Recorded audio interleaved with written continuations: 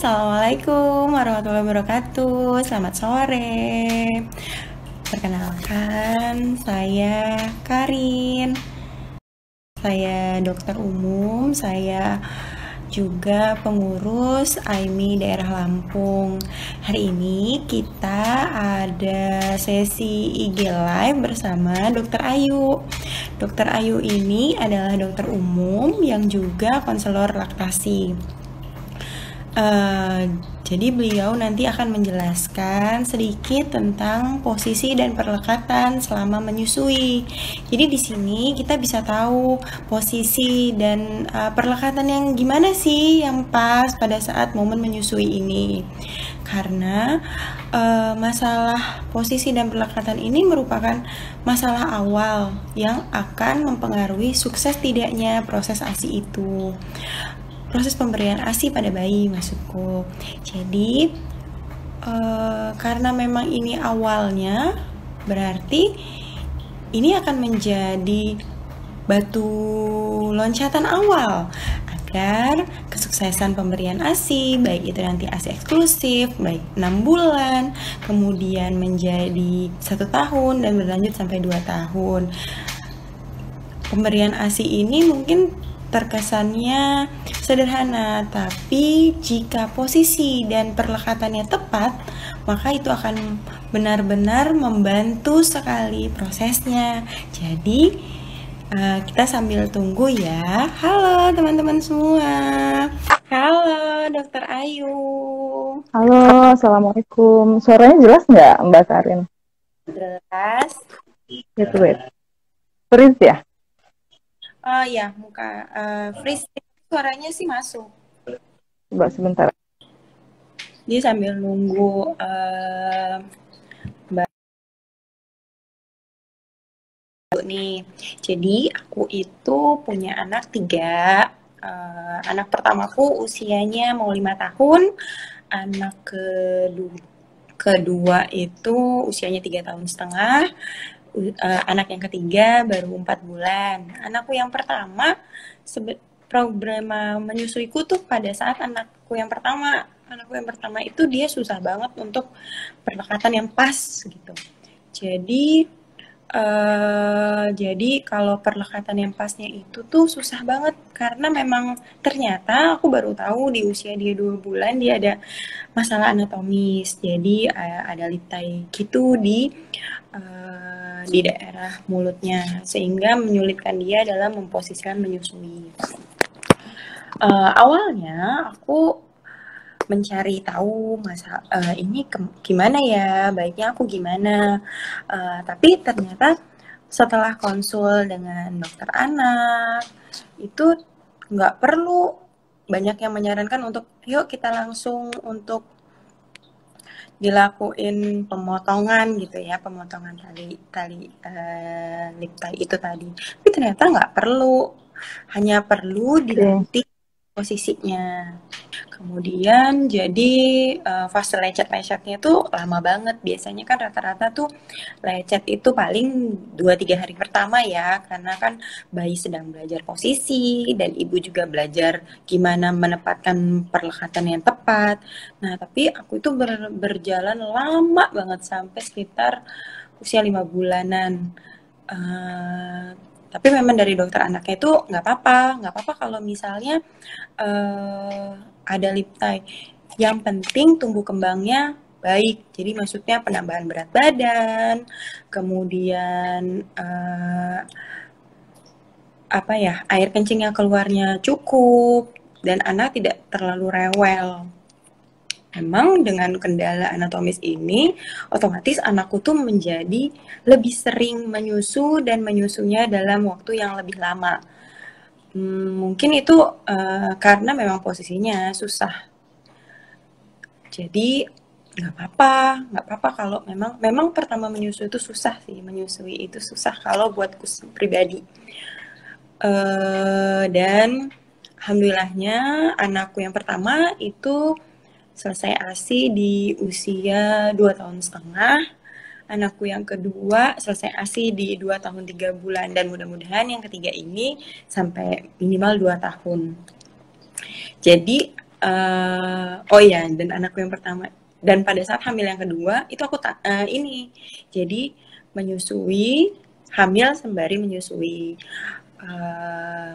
Sebenarnya hamil sembari menyusui ini tidak masalah asalkan kondisi ibu tidak membahayakan janin dan tumbuh kembang anak yang disusui itu tetap baik, dan anak yang janin juga baik. Jadi sebenarnya semuanya yang penting sama-sama baik.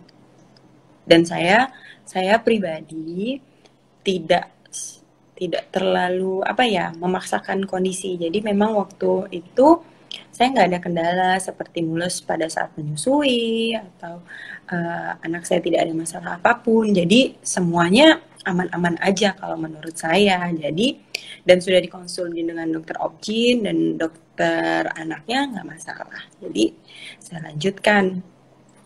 Anak kedua lahir itu saya menyusui 2 batita. Anakku yang pertama usianya 18 bulan, anakku yang kedua baru lahir, dan ya dan alhamdulillahnya anak yang kedua itu lebih dimudahkan, semuanya dimudahkan, jadi oke, mudah banget sih posisinya. Jadi anakku yang kedua itu gampang untuk menyusui, dan anakku yang kedua juga nggak rewel. Assalamualaikum warahmatullahi wabarakatuh. Masya Allah, mohon maaf atas ada gangguan teknisnya. Jadi udah dibuka sama Karin ya. Aku lagi cari posisi biar kameranya nggak goyang. Karena kan nanti mau sambil pegang-pegang sih. Oke. Tadi udah banyak sharing ya Karinnya, terima kasih. Seru banget sharingnya, seru banget, Masya Allah. Memang perjuangan ibu menyusui itu tiap orang beda. Satu orang aja punya baby, punya anak itu beda-beda banget ceritanya. Jadi misalnya kalau kita yang pertama gagal, yang kedua itu belum tentu nanti. Ibu, assalamualaikum juga, hai. Akhirnya bisa masuk ya Bu. Aku sampai keringetan ini. Takut kalau misalnya sampai gangguan sinyal lagi. Beda. Tadi udah ada beberapa catatan pertanyaannya Mbak Karin ya. Assalamualaikum warahmatullahi wabarakatuh. Sebelum sesi sharing sebelumnya, nanti berapa yang mau disampaikan mengenai posisi dan perlekatan pada menyusui. Coba kita cek dulu. Hai Mami wannabe, calon ibu yang mau menanti persalinan ataupun yang sudah menyusui, kita sharing tentang posisi dan perlekatan saat menyusui. Awalnya kadang ibu pertama dia kadang merasa khawatir kalau menyusui itu berat, takut nggak sukses. Beberapa juga, halo. Hai. Jelas ya. Kok. Masa sih? Oke. Beberapa kunci keberhasilan itu memang salah satunya adalah di posisi dan perlekatan yang akan kita bahas kali ini. Tahu manfaat apa menyusui, kemudian ibu harus tahu bagaimana teknik-teknik menyusui. Setelah ibunya bisa mencari tahu, ibu sudah tahu teorinya, ibu mau dan ibu mampu pasti menyusui. Jadi membuat ibunya akan percaya diri untuk menyusui. Oke. Tadi ada yang pertanyaan dari Mbak Prami Tanika ya, tapi mungkin aku skip ya. Nanti tolong dibantu Mbak Karin aja. Saya ulang lagi, setelah ibu percaya diri, pertama adalah dukungan orang-orang sekitar atau terdekat untuk mendukung ibu yang menyusui. Jadi misalnya suami support, kemudian ya orang tua ataupun mertua dan lingkungan kerja yang support untuk menyusui, itu salah satu kunci keberhasilan menyusui. Nah, yang poin ketiga adalah teknik menyusui yang efektif. Salah satunya adalah posisi dan perlekatan yang efektif. Posisi dan latch on ini juga menentukan apakah nanti kita bisa menyusui dengan lebih nyaman ya buat ibu dan buat bayinya. Tadi kan kunci keberhasilan menyusui ya, saya ulangin lagi. Jadi adalah ibu yang udah percaya diri. Jadi ibunya tahu, ibu mau, sehingga ibunya mampu untuk nanti menyusuinya. Kedua adalah dukungan orang sekitar ya, jadi dari suami, ibu, orang tuanya, dan lingkungan kerja, semuanya kalau support si ibu, pasti insya Allah nanti akan menambah poin khusus untuk keberhasilan menyusui. Dan ketiga adalah yang akan kita bahas mengenai teknik menyusui yang efektif ini. Oke, jelas kok sore. Oke, terima kasih. Manfaatnya kalau misalnya kita tahu tentang posisi dan perlekatan yang efektif ini adalah satu, ibu bisa memilih nanti posisi mana yang nyaman dan posisi mana yang nyaman untuk si ibu menyusui babynya, karena beberapa ada yang nyaman dengan teknik mendekap, ada nanti mendekap menyilang, atau nanti kalau sudah babynya udah besar, jam terbangnya udah tinggi, itu bisa tuh sambil digendong, sambil jalan, itu nggak masalah, atau sambil tiduran, sambil berbaring ya. Jadi posisi menyusui ini sebenarnya ada prinsip yang penting yang memang harus tahu, tetapi nanti untuk berikutnya dipraktekkan bisa lebih variatif. Kemudian kedua, itu untuk mencegah masalah menyusui seperti nanti puting lecet ataupun bayi kesulitan menyusu dan yang lain-lainnya, atau malah nanti kita bisa melihat apakah keefektifan menyusui ini dilihat dari kenaikan berat badan si ibu. Jadi memang langkah awal untuk menyusui ini yang benar dan efektif adalah kita memang harus mengecek dari posisi dan perlekatan yang efektif. Nah, untuk ibu-ibu yang baru melahirkan, sebenarnya sih yang pertama poinnya adalah kita harus memulai untuk persiapan menyusui ini cukup penting. Misal gini, apakah ruangan untuk menyusui itu sudah nyaman untuk ibu dan si baby? Jadi ruangan yang nyaman ini maksudnya nggak terlalu dingin, nggak terlalu panas. Jadi si ibu dan si baby dengan situasi apa ruangan yang nyaman ke depannya nggak banyak kendalanya. Kemudian yang kedua adalah siapin juga nih, boleh nih misalnya kalau si ibunya mau posisi duduk, boleh dikasih bantal untuk senderan di samping, ataupun nanti untuk penyangga ya, penyangga sambil menyusui di bawah si bayi itu sendiri, biar nanti nggak posisinya nyaman dan nggak pegel. Setelah misal ruangan yang nyaman, kemudian disiapin bantal, dicek nih sebaiknya menyusui si baby ini pakaiannya nyaman, maksudnya nggak habis dari buang air kecil. Kalau misalnya bayinya habis buang air kecil nih, bajunya basah, ya udah kita salin dulu. Jadi setelah nyaman babynya udah selesai nih, baru kita bisa lanjutkan menyusuinya lagi. Kemudian boleh nih, coba saya cek dulu ya. Oke, kita mulai aja sambil saya nanti jawab pertanyaan. Posisi yang menyusui yang sebenarnya tidak ada istilah posisinya salah, tapi apakah posisi ini akan efektif untuk selama menyusuinya? Kembali lagi masalah posisi, di sini saya akan menggunakan si baby. Halo, ini babynya Aimi. Posisi yang pertama adalah posisi bayi, kemudian kepala, punggung, maaf ya, kepala, punggung itu dalam keadaan satu garis lurus, kemudian perut ibu ketemu dengan perut bayi ketemu dengan perut ibu, kemudian usahakan kepala, leher dan punggung itu semua kita sanggah menggunakan tangan. Oh ya, seperti yang saya bilang tadi, mungkin untuk ibu-ibu yang baru melahirkan sudah letih selama proses merasa nyeri atau nggak nyaman, yang pertama adalah mencari posisi yang nyaman dulu. Kalau misalnya sudah enak, dikasih ganjalan sandalan bantal di belakangnya, udah oke, kita mulai mau proses mulai menyusui nih ya. Jadi saya ulangi lagi, jadi si baby kita usahakan dalam posisi garis lurus, kepala bayi, leher dan punggung dalam kondisi sejajar. Dan kita menyangga semua bagian bayi, terutama bagian leher bayinya, kepala, leher, dan punggung bayi, kemudian perut ibu sama perut baby itu dalam berhadapan, ya. Untuk berikutnya adalah sudah posisi ibu sebaiknya tidak menunduk. Jadi kalau misalnya, baiknya gimana? Baiknya si ibu tetap dalam posisi duduk. Kemudian dikasih kalau kejauhan dikasih bantal nih di bawah biar nanti nggak capek.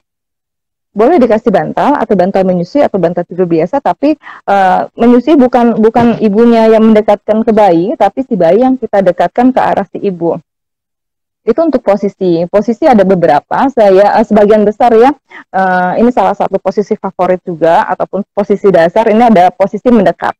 Jadi posisi mendekap itu yang seperti saya jelaskan sebelumnya atau cradle position. Tangan kita yang sebelah kiri memeluk sebagian besar menyangga bayi, kemudian diarahkan mendekap ke arah ibu. Perut bayi sama perut ibu itu sejajar. Maaf, kelihatan ya, pas saya kurang tinggi. Wait. Oke. Jadi posisi sejajar, kemudian ini posisi mendekap atau cradle position. Kemudian kita bisa ganti juga adalah posisi menyilang. Kalau posisi menyilang itu tangan kanan memegang kepala atau leher bayi dengan tangan kiri. Jadi begini. Kemudian bagi ibu yang berkendala dengan payudara besar itu bisa menyangga payudara dengan menggunakan tangan kirinya. Ini posisi cradle positionnya. Tapi dalam menyangga payudara ini kita tidak boleh menjepit atau menggunting posisi areola. Jadi tidak dalam kondisi seperti ini. Tapi usahakan dia seperti C position. Jadi seperti huruf C atau dia huruf U. Di bawah begini. Ini adalah posisi menyilang atau cradle position. Nah, jadi tangan kanan memegang bayi, kemudian kita silangkan ke payudara kiri, dan tangan kirinya memegang payudara. Ibu boleh mengarahkan. Tetapi posisi kembali lagi seperti huruf C atau huruf U. Oke. Yang seperti ini ya, yang ini cradle position. Kemudian ada juga posisi di bawah lengan atau clutch football position. Ini biasanya juga dilakukan untuk bayi kembar. Jadi bayi kita sangga lagi kepala dan lehernya, kita dekapkan, tapi dia di bawah lengan, maaf. Seperti ini. Ini juga bisa dikasih ganjalan bantal. Ini adalah posisi.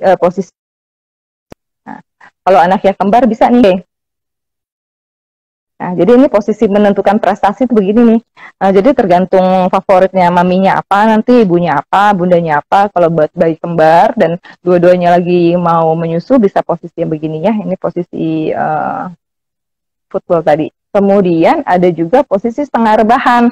Nah, ini posisi setengah rebahan ini biasanya juga disebut posisi waktu kita IMD. Jadi dikasih bantal setengah rebahan. Oke, seperti ini ya, setengah rebahan. Jadi seperti IMD, ini biasanya kapan kita gunain ini? Biasanya saat aliran ASI kita terlalu deras, kemudian saat bayi mulai menolak menyusu, gitu. Jadi kita tepuk-tepuk dulu bayinya, kita ajak main, kemudian kita posisikan setengah rebahan seperti ini. Biasanya bayi lama-kelamaan akan lebih nyaman untuk menyusu sama si ibu. Oke, ini juga untuk yang IMD tadi ya, posisinya, kemudian hiperlaktasi sama si bayi yang lagi menolak menyusu. Yang lainnya juga boleh, nanti adalah posisi terlentang, si ibu terlentang, atau juga posisi rebahan. Ada mitos yang bilang, oh nggak boleh tiduran sambil menyusui sambil tiduran gitu. Tapi buat ibu yang lagi kecapeannya atau posisi kita sambil istirahat atau malam hari, itu sebenarnya nggak apa-apa kita sambil tiduran sambil menyusuin, tapi prinsip dasarnya sama. Jadi adalah si perut bayi sama perut ibu bertemu, kemudian posisi bayi dari kepala, leher sampai punggung tetap dalam keadaan satu lurus, dan usahakan waktu kalau misal kita mau sambil tiduran itu tidak terlalu banyak pernak-pernik atau selimut atau bantal yang takutnya nanti terselip malah kena menutupi hidung si baby ya. Jadi boleh mana aja. Ini saya bilang asal prinsipnya sama, yang seperti yang saya bilang tadi, kepala, leher, sama punggung bayi dalam keadaan kondisi lurus, menghadap perut ibu sama perut bayi ketemu, itu posisi mana aja senyamannya ibu dan bayi, itu nanti kita akan nemu klik sendiri. Kayaknya si baby gue favoritnya neneknya modelnya mendekap nih, atau ada yang sudah lincah gitu ya, udah agak besaran, dia sukanya malah setengah rebahan nih kayak gini, atau lama-lama dia sambil mainan dia lebih suka posisinya di bawah si lengan si ibu. Jadi nggak masalah selama kita mengetahui prinsip-prinsip dasarnya. Tadi teknik yang posisi ya, kemudian adalah perlekatan.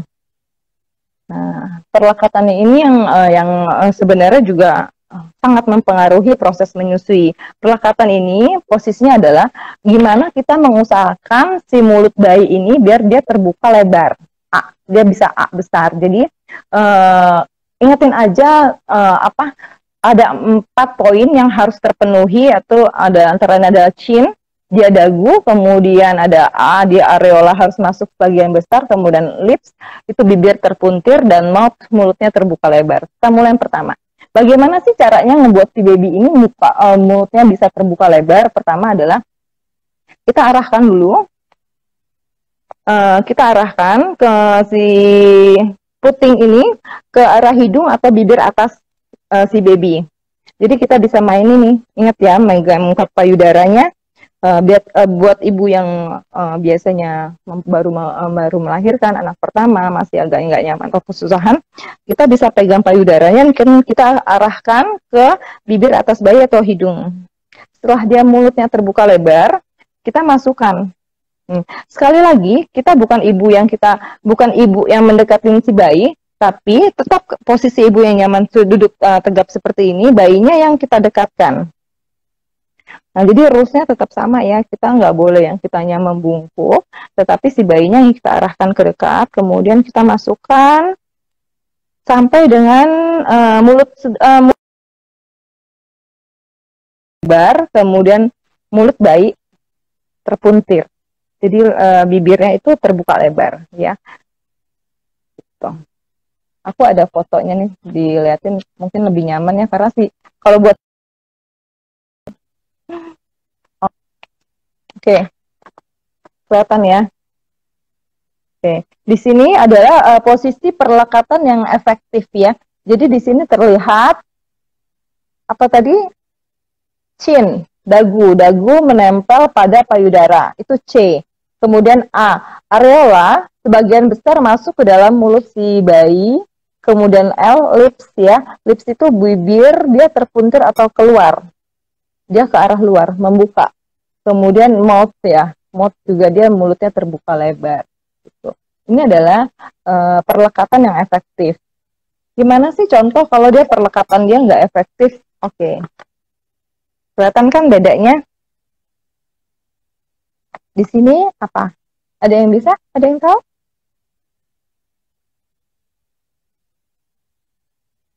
Nah, kalau di sini adalah dia bibirnya mencucu ya. Dia nggak ke areolanya hampir, kita mulai dari C. Dagu dia nggak menempel, dagu baby yang ini dia nggak menempel pada payudara. Satu ya. Kemudian areola hampir cuma sedikit sekali yang masuk ke dalam mulut si bayi. Kemudian lips dia mulutnya, bibirnya juga tidak terbuka lebar. Nah, ini perlekatan si bayi yang nggak efektif. Apa akibatnya kalau misalnya posisi dan perlekatan nggak efektif? Satu, ASI yang akan masuk sebagai makanan si bayi itu nggak maksimal. Kalau nggak maksimal gimana? Nanti kenaikan berat badannya si bayi juga nggak maksimal. Kemudian kedua yang paling sering dikeluhkan apa? Aduh, puting saya lecet, atau waktu menyusui terasa sakit banget. Padahal momen menyusui ini harusnya dinikmati ataupun membuat nyaman si ibu dan si baby. Nah, wah, baby Karin. Oke, tuh. Itu harusnya bisa langsung ya dicontohin. Oke, kita lanjut ya. Jadi apa akibatnya kalau nanti posisi dan perlekatan efektif? Ya tadi itu ya, kita nggak maksimal, nanti kenaikan berat badan si babynya nggak maksimal, kemudian ada rasa sakit buat si ibu, kemudian bayinya juga nanti suka melepas menghisap. Itu salah satu juga tanda-tanda jika posisi dan perlekatannya nggak efektif. Oke. Nah, Nah, gimana sih kalau misal kita udah menyusui nih, gimana sih kalau kita yakin kalau misalnya posisi sama perlekatan kita sudah efektif? Kayaknya posisi perlekatan efektif saya udah benar deh. Satu adalah bayi dia ritme menghisapnya itu berubah dari ya pelan dia menjadi lebih lambat dan lebih lama. Jadi jadinya dia akan menghisapnya dia lebih kuat, nanti durasinya dia lebih lama dan lebih dalam. Kedua, ibu juga si ibu yang menyusui ini terasa nih kalau asinya itu keluar dan dihisap si baby. Jadi kemudian yang selain itu pipi bayi dia menggembung, nggak mencucu. Jadi dia menggemuk dan dia nggak mengkerut. Itu tanda-tanda si bayi emang udah menyusunya udah efektif nih. Kemudian telinga bayi dia bergerak. Jadi kita seperti kita minum ya, jadi akan terlihat proses pergerakan dari telinga.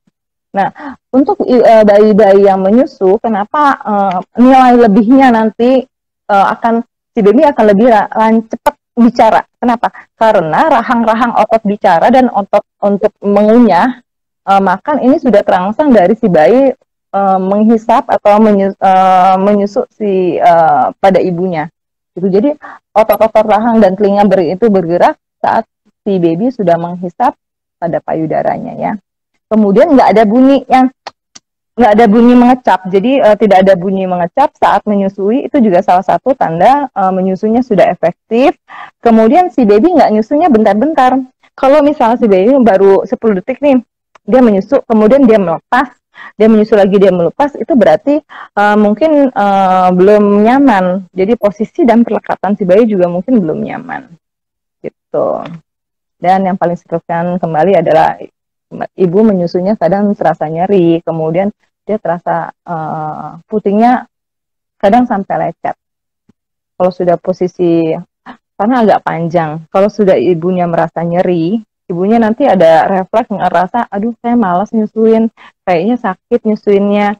Kemudian kalau sudah malas menyusuin, si ASI yang produksinya banyak nih, tetapi tidak disalurkan, tidak diberikan pada anak, lama-lama si payudara bisa bengkak. Tuh. Jadi banyak nanti rentetan akibat bagaimana kalau posisi dan perlekatan si bayi gak efektif. Satu, buat bayinya sendiri adalah asupannya bisa kurang, kemudian dia juga nggak nyaman.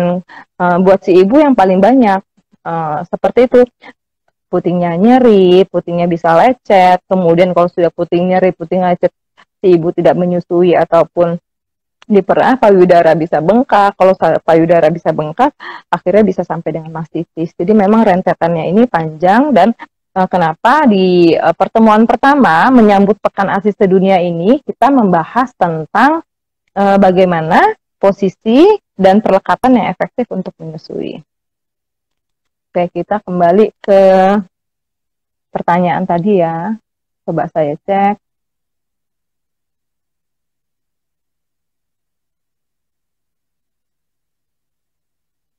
Maaf ya. Saya naik dulu ke atas.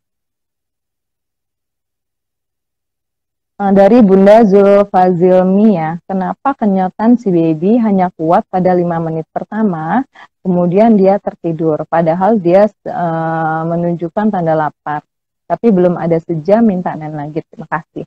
Oke, saya coba ya. Sebenarnya yang pengen saya tahu berapa umur bayinya. Jadi kalau kita di sini informasinya kurang, kita skip dulu. Kenapa kenyataan si baby hanya kuat pada 5 menit pertama? Nah, tadi kan udah kita bahas ya, kalau misalnya si bayi kenapa kadang suka menyusu, kemudian dia melepas, kemudian menyusu lagi, dia melepas lagi, mungkin posisi dan perlekatan itu sendiri yang belum efektif atau belum pada posisinya. Gitu. Jadi nanti Bunda bisa cek kembali apakah posisinya sudah oke, atau perlekatannya juga sudah efektif. Kemudian dia tertidur. Nah, mungkin kalau misalnya apakah ini udah masuk jam tidurnya? Kembali lagi ke awal, situasi yang nyaman, yaitu satu, kapan kita baiknya menyusui. Pada awal-awal, ibu yang awal-awal yang belum banyak mengetahui ritme si bayi, belum tahu jam tidur, jam lapar, itu baiknya memang kita sama-sama melihat refleksi bayi ya. Jadi kalau misalnya dia tampak mengantuk, boleh kita susuin. Kemudian kalaupun bayi dia tertidur, apa-apa. Mungkin itu memang udah jamnya dia istirahat. Tapi kita bisa menyusui untuk 1 minggu sampai 1 bulan bayi yang baru lahir ya, itu tetap baiknya per 2 jam. 2 jam kita susuin karena memang dia masih seolah-olah di dalam rahim si ibu. Jadi dia lebih sukanya tidur 1 minggu pertama bayi itu. Kalau karena dia masih apa ya, antara masih di dalam rahim kemudian dia keluar, belum banyak adaptasinya. Jadi si ibu tetap yang harus rajin-rajin untuk membangunkan atau kita rangsang dulu refleks, boleh di telapak kaki bayinya kita bangunkan, kemudian kita susuin kembali. Kemudian kenapa si bayi kalau kita susuin cepet banget tidur? Karena itu posisinya nyaman.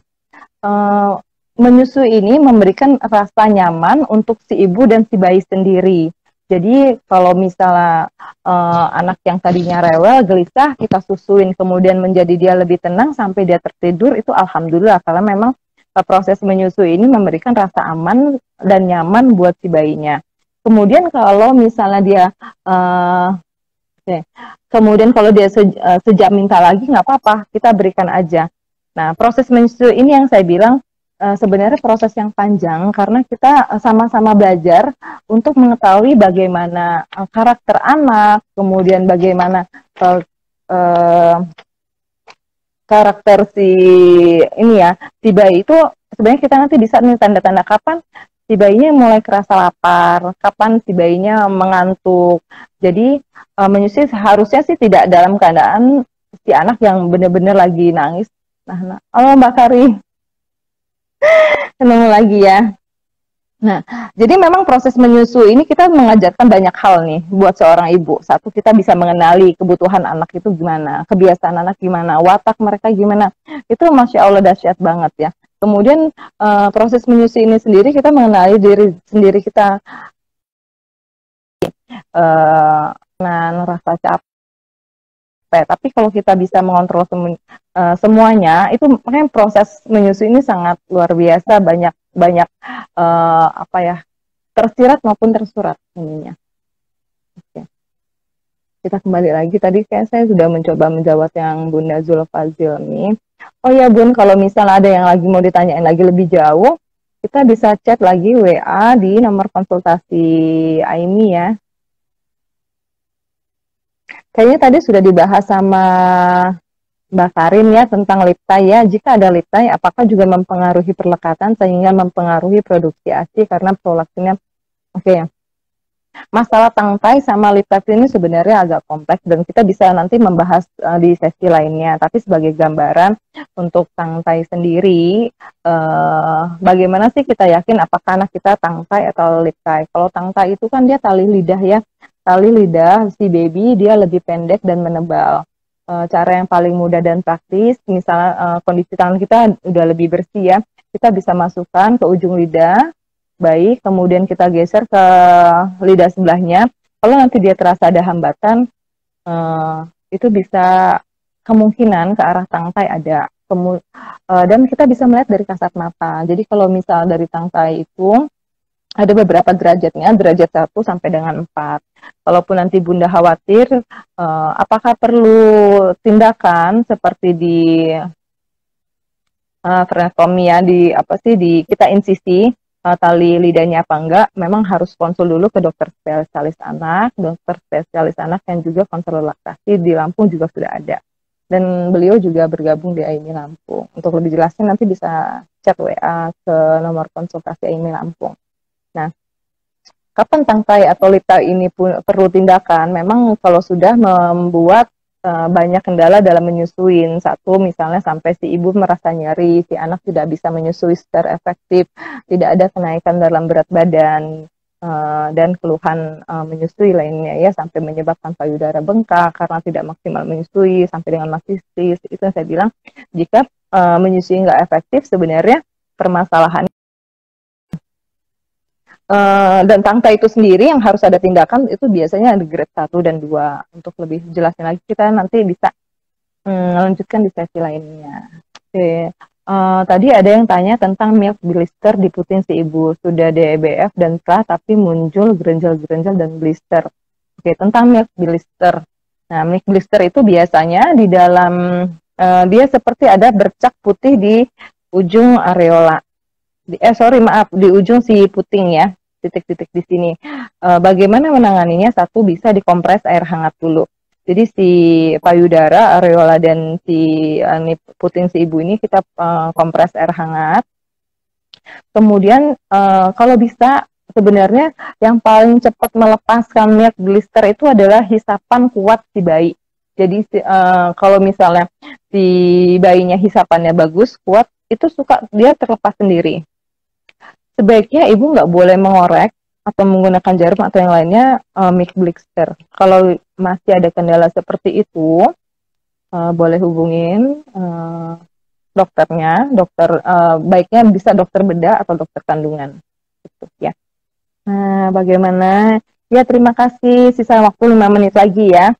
Jadi mudah-mudahan apa yang disampaikan kalau ada manfaatnya, ada faedahnya. Memang menyusuin ini sesuatu yang alami, tapi baiknya kita mencari informasi untuk lebih lanjut, membuat situasi dan lingkungan yang kondusif yang mendukung si ibu untuk yakin dan mampu menyusuinya. Karena memang kunci keberhasilan menyusui satu adalah terletak tetap di ibu yang harus percaya diri.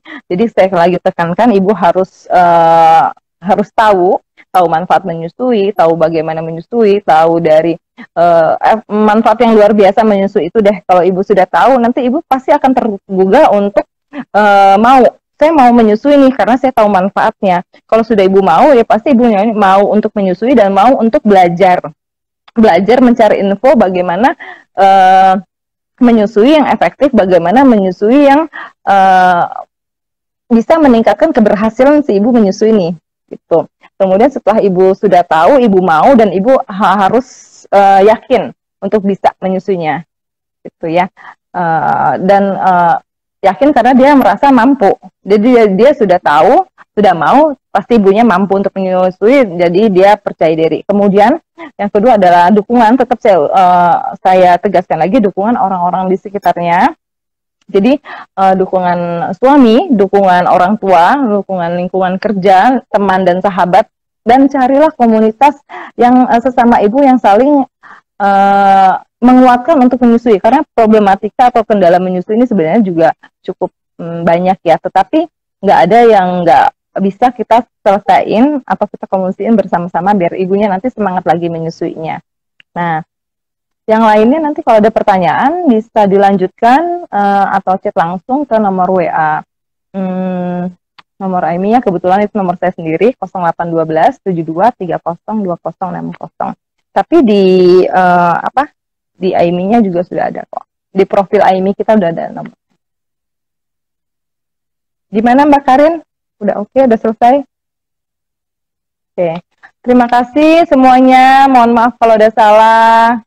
Tetap semangat menginspirasi, tetap semangat untuk mendukung ibu-ibu menyusui. Buat ibu yang mempersiapkan persalinannya ataupun yang sedang punya baby, harus tetap semangat mengasihi dan menyusuinya ya.